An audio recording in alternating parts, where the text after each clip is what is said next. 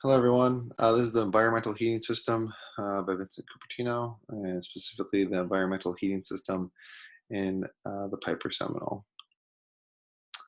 So for the heating system in the Piper Seminole, there's heated air for cabin heat and windshield defrosting.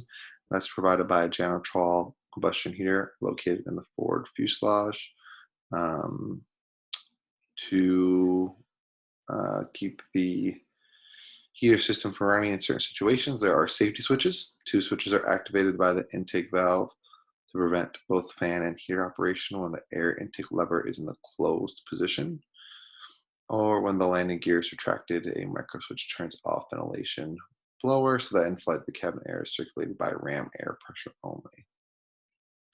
During flight, we leave the air intake lever open for a minimum of 15 seconds after turning the fan switch off. This will prevent activation of the overheat switch. We'll also talk about on the ground when we need to leave that switch open as well. All right, so for operation of the combustion heater, it's controlled by a 3-position switch located on the instrument panel and labeled cabin heat. So I highlighted in gray there, cabin heat. The middle would be the off position, and then there's a fan position as well. Airflow and temperature are regulated by the then 3 levers that I've circled there. The upper lever regulates air intake. The center lever regulates cabin temperature. Then passengers have secondary control over heat output by individually adjustable outlets at each seat location as well. So make sure, as the pilot in command, you let your passengers know about their temperature control that they do have. Then finally, the third or bottom lever controls heated airflow to the windshield defrosters as well. All right, so for a little bit more information on cabin heat, for cabin heat, the air intake lever on the instrument panel must be partially or fully open, and the 3-position switch set to the cabin heat position. Really, it should be fully open. I mean, just to have a smoother flow of heat. There's no reason that you keep it partially open that I can think of. So I would say just leave the air intake fully open to get that heat going in the Piper Seminole. So when you have the air intake lever open and the cabin heat position on, this starts the fuel flow and ignites the heater. During ground operation, it also activates the ventilation blower. So no need to prime.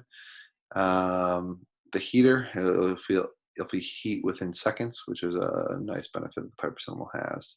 When cabin air reaches the temperature that you selected on the cabin temperature lever, the heater cycle automatically will turn on and off to maintain that specific temperature that you choose.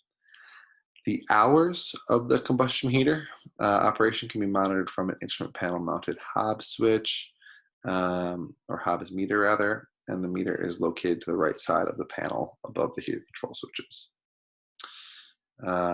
Once again, the Hobbs measures the time the aircraft is in use, or rather the heater is in use in this case. All right, so where do we get the fuel from to get the heater going? The combustion heater uses fuel from the airplane fuel system, an electric fuel pump that you can see here at the top of the diagram. Draws fuel from the left tank at a rate of approximately 1/2 gallon per hour. And the fuel used for heater operation should be considered when planning the flight. Heat is produced by burning a fuel air mixture. So once again, you should be adding that 1/2 gallon per hour into any flight calculations that you may need to make. All right, so here's a larger diagram of the heater, ventilating, and defrosting system, environmental system as a whole. I've specifically highlighted different areas where the heat will come out of.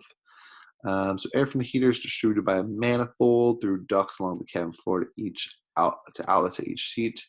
Heated air from the manifold is also directed through 2 ducts to the defroster units.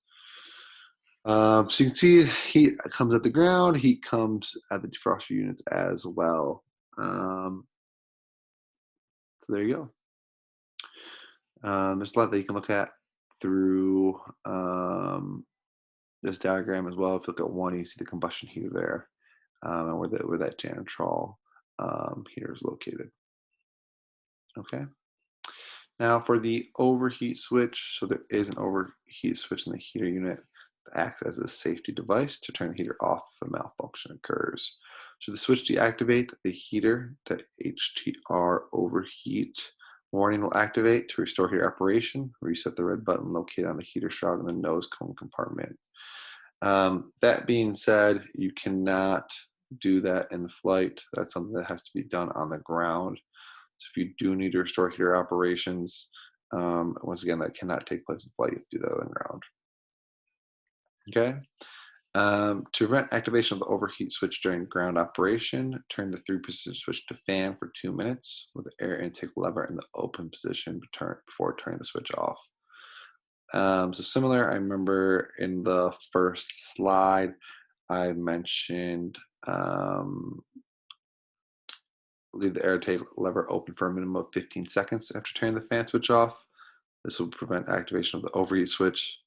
Similarly, now when we're on the ground, turn that 3-position switch to fan for 2 minutes with the air intake lever in the open position before turning that switch to off. Don't want the heater overheat warning for no reason. Okay. Thank you for your time today. I referenced the Lombardo Aircraft System books as well as the Seminole POH. And I'll be sure to add that in there after the presentation. So thank you for your time today.